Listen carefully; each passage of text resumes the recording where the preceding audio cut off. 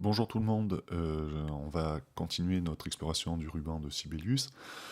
On va s'attarder maintenant sur la sélection, et plus particulièrement sur les filtres simples. Alors je vous fais voir le menu, déjà qui est assez conséquent, et ces filtres peuvent être paramétrés, enfin on peut avoir des raccourcis clavier, ce qui vous permet de travailler assez rapidement. Et on va faire le tour de tout ça. Alors là, je vais faire des sélections de systèmes pour être sûr de tout prendre. Vous pouvez les faire en appuyant sur commande et cliquer sur une mesure. Appuyez Shift et vous cliquez dans une autre mesure pour étendre votre sélection. Je vous renvoie aux vidéos sélection du chapitre 6 des tutoriels. Donc moi je vais faire un peu à la barbare, je sélectionne tout et je vous montre tous les filtres possibles. Alors les filtres texte, on a en premier lieu numéro de mesure. Pardon, voilà, mon numéro de mesure a été filtré, je vais pouvoir l'effacer ou le modifier, etc. Ensuite, je sélectionne tout. Symboles d'accord, ils sont sélectionnés ici. Je peux les supprimer. Je sélectionne tout. Commentaires. Mon commentaire a été filtré. Sélection. Nuances. Alors, les nuances, vous voyez qu'on a des soufflets et du texte de sélectionner. Et je vais pouvoir les déplacer ou les changer de voix, etc. Alors, je reviendrai là-dessus. Là, je ne vais pas les effacer parce qu'il y a plusieurs façons de sélectionner des nuances. Je continue à sélectionner. Donc, j'en parlais tout de suite. Là, j'ai désélectionné le soufflet, mais mon texte ici a été sélectionné. Donc, il est considéré à la fois comme une nuance et comme un texte d'expression. Donc, si vous avez, par exemple, je tape mon texte, piano, et puis je vais chercher Dolce, par exemple. Voilà. J'ai effectivement une nuance et une expression. On continue. Paroles, là j'ai pas mis de paroles, mais si vous avez des paroles, eh bien, vous pouvez les filtrer. Changement de numéro de mesure, alors je l'ai mis, j'en ai fait un à la fin de ma page, donc vous voyez que j'ai 3 pages, mais il y en a une qui est écrite 4, c'est ce que ça veut dire la parenthèse, donc je vous fais voir, là je suis sur la page 2, et là je suis sur la page 4, et j'ai filtré mon changement de numéro, que je vais supprimer, et on va revenir à la page 3. Pardon. Ensuite, on a quoi je sélectionne. Repère de répétition. Là, j'en ai pas mis. Si j'en mets un, j'en mets deux. Et je vais vous faire voir pas un petit bug, mais voilà. Si je voulais les déplacer vers le haut, il n'y en a qu'un seul qui se déplace, malgré le fait qu'il y en ait deux de sélectionnés. Alors, je pense que c'est uniquement pour la suppression. On va dire ça. Je sélectionne encore. Texte de portée. Donc, ce seront tous les textes bleus et non violets que je vais vous faire voir tout de suite. Texte de système, ça c'est des textes plutôt violets qui sont masqués pour le coup. On a des textes comme les titres, compositeurs qui sont aussi des textes de système. Qu'avons-nous encore? Des textes de technique. Donc on n'a que ce texte qui est sélectionné. Et donc vous voyez qu'il est important de bien mettre les textes là où ils doivent être. C'est-à-dire qu'une nuance sera dans un texte de nuance ou un texte d'expression, une technique sera dans un texte de technique. Ça c'est quoi? Ça doit être un changement d'instrument ou un avertissement. Je regarde. Voilà, annonce de changement. Donc on voit tous les textes, pour le coup c'est des textes de portée. On voit tous les textes qui sont proposés et que l'on retrouve bien sûr en clic droit et par exemple autre texte de portée, vous voyez vous avez tous vos textes ici, donc faites bien attention quand vous écrivez vos textes de bien les mettre là où ils doivent être. Je continue Technique, les soufflets. Donc voilà la troisième façon de séparer les nuances. Là, on a des textes de nuances et puis d'expressions. Là, on a les soufflets et on avait les nuances complètes qui sont là qui va me sélectionner les deux. Donc il y a plusieurs niveaux de nuances, on va dire. Les lignes de pédale, j'en ai mis... Ah non, j'en ai pas mis. Alors, bah, je vais en mettre une là. Je vais chercher dans ligne, ici. Si je fais mon filtre, voilà, elle est filtrée, je peux la supprimer. Je continue. On est maintenant sur les liaisons.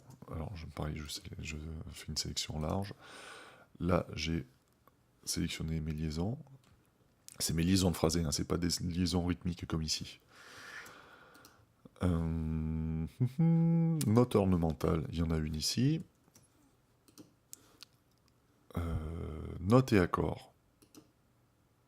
Donc on a sélectionné tout ce qui est notes, mais et uniquement les notes, pas les silences, pas les textes. On a l'inverse, on a sélectionné les silences, donc on a tous les silences et pas les notes ni les textes.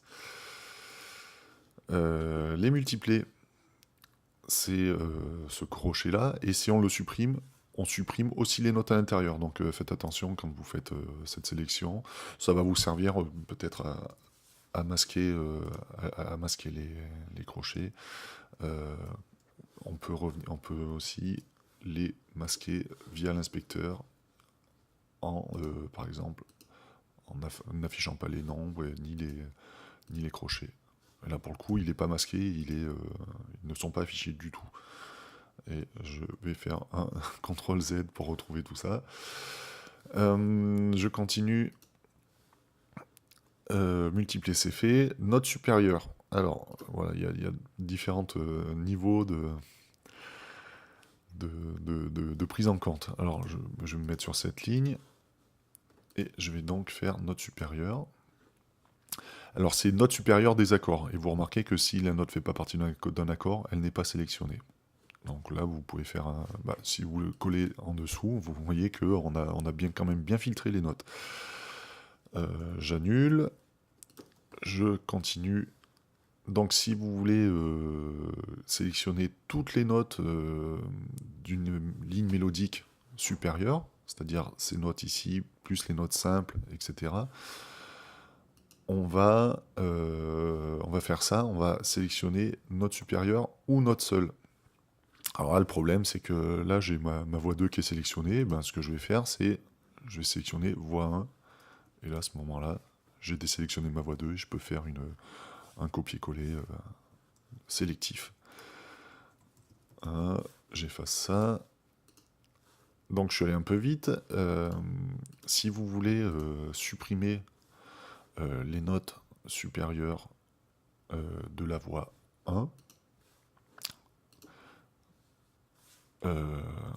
vous allez faire comme ça, et donc vous allez supprimer aussi le triolet. Pourquoi?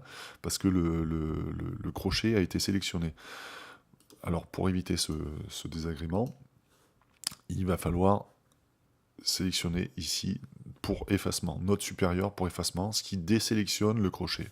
Et à ce moment-là, si vous supprimez votre voix, vous voyez que on a supprimé les notes les plus hautes, et il n'y a plus pour certaines voix qu'une seule note. Donc faites bien attention, quand vous faites une sélection de notes supérieures ou de notes seules, de bien être soit pour copier, soit pour effacer. Donc ça ne va pas engager les mêmes sélections. Notes dans les accords, oui, ça c'est fait. Les voix, alors pareil, là je vais faire une sélection complète. Alors j'attire votre attention sur le fait que ce texte il est bleu foncé, voilà, on va dire bleu foncé, et celui-là il est bleu ciel. Alors, je vous montre, si je fais sélectionner voix 1, et ben, tout ce qui est bleu et bleu ciel est sélectionné. Je fais sélectionner voix 2.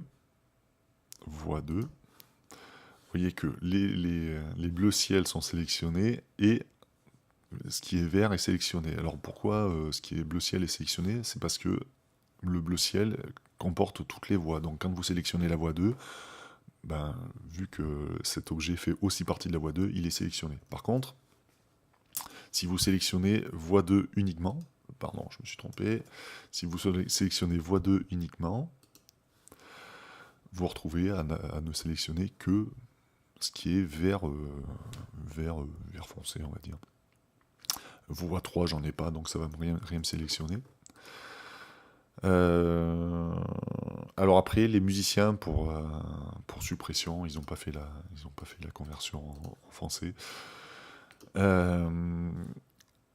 Musicien 2 pour suppression, alors ça aide pour quand vous écrivez une partie de flûte 1, flûte 2 sur la même portée, puis que vous voulez passer sur pour des parties individuelles, ça vous permet de supprimer les mauvais instrumentistes. Donc vous voyez que ça m'a sélectionné, donc ça va être pour suppression, c'est-à-dire que les triolets ne sont pas sélectionnés, et ça me sélectionne les notes les plus basses, et quand il y a un conflit de voix, ça me sélectionne la voix 2. Alors le problème, c'est que là, ça me sélectionne la voix 2 et pas la note la plus basse. Et en toute logique, si on avait, même si je peux masquer ça, en toute logique, on verrait bien la sélection de la deuxième note, la note ici, puis de cette note-là, qui fait partie de la mélodie la plus basse. Alors je refais une sélection pour mieux vous faire voir. Vous voyez que cette voix n'est pas sélectionnée. Les notes simples ne sont pas sélectionnées, hein, parce que c'est pour la suppression, donc on veut pas les supprimer. Alors ce que vous pouvez faire, c'est changer cette voix 1 en voix 2, la note du bas, et l'afficher bien sûr. Là j'ai masqué mon soupir tout à l'heure, mon silence. Et maintenant, quand vous faites une sélection du deuxième musicien pour suppression, on a on a bien supprimé les notes les plus basses. Et là, si vous voulez supprimer les silences de la deuxième voix, vous avez le choix soit de supprimer les silences qui sont là, soit de supprimer ce qui fait partie de la voix 2 uniquement, comme ça on est sûr. Hop, oui, normalement ça devrait être bon. Ça me sélectionne rien. Pourquoi? Et ben je vais sélectionner silence. Il y a un petit souci. Silence, ça tourne. Là. Enfin, qu'est-ce que j'ai encore? Toutes les barres de mesure. Les barres de mesure, alors pareil, il n'y a toujours pas de traduction. Barres de mesure spéciales et les barres de mesure normales, on va dire. Si je sélectionne toutes les barres de mesure, vous voyez qu'elles sont violettes. Et je peux travailler dessus, les mettre toutes en pointillé, par exemple. Si j'en mets une seule en pointillé, on va faire l'essai. Et que je fasse cette sélection et spécial barline. Vous voyez que on voit pas super bien la couleur, mais voilà, cette barre de mesure a été sélectionnée et pas celle d'à côté. Par contre, si je fais l'inverse, si je sélectionne la barre de mesure normale, vous voyez que c'est la barre de mesure dite normale qui est sélectionnée. Et vous avez vu que j'ai pas eu besoin, pourtant c'est des objets système, j'ai pas eu besoin de faire une sélection système. Et quand je fais la sélection, ça prend en compte les extrémités de ma sélection. Si je filtre les barres de mesure normales et puis que je fais pardon, je me suis trompé, j'ai changé mes raccourcis clavier, mais je recommence. On va faire l'essai. Je sais pas si c'est bien utile, mais enfin je le fais quand même. Barre de mesure normale et que je mets par exemple ça. Sélectionner une barre de mesure, super, merci. Bon, bah c'était pas très utile. Si, mais non, ça sert à rien. Donc là, et qu'est-ce que j'ai encore? Les objets masqués. Là, j'en ai pas d'objets masqués, alors on va faire ça, on va en masquer un. Je masque. Je sélectionne. Objet masqué. On a ça. Souvent, les objets masqués, ça va être quand vous importez des données MIDI qu'il y a des accélérando, c'est une sorte de... Alors je sais pas quoi c'est... je connais pas bien ce protocole, mais il y a des objets qui permettent d'accélérer le tempo, mais qui sont masqués dans la partition, qui seront pas écrits, mais qui permettent d'accélérer le tempo. Et vous pouvez les supprimer d'une seule traite. Changement d'instrument. Alors ça va me sélectionner ceci. Je vous fais voir. Changement d'instrument. Voilà. Que je vais pouvoir supprimer. On arrive au bout. Les barres de reprise. Alors voilà, problème de traduction. Alors qu'est-ce que c'est que les barres de reprise? Moi je m'attendais à sélectionner ça par exemple. Voilà, ce petit truc là. Début de reprise, fin de reprise. Non, non, c'est pas ça. Regardez bien, c'est ici, c'est des mesures répétées. Alors voilà, c'est un problème de traduction. Bon, hein, si les gens de Cécilius m'écoutent. Et enfin, les symboles, on en avait un tout à l'heure, en haut. Il est où? Il est ici. Et je vais pouvoir le supprimer. Donc là, j'ai fait le tour des raccourcis, pas des raccourcis, des filtres simples et auxquels on peut adjoindre des raccourcis clavier qui vous permettent de travailler quand même super vite. Et bien la prochaine fois, on va voir le filtre avancé qui est un peu plus complexe, mais auquel on ne peut pas ajouter de raccourcis clavier, mais qui va vous aider à faire pas mal de choses. À très bientôt!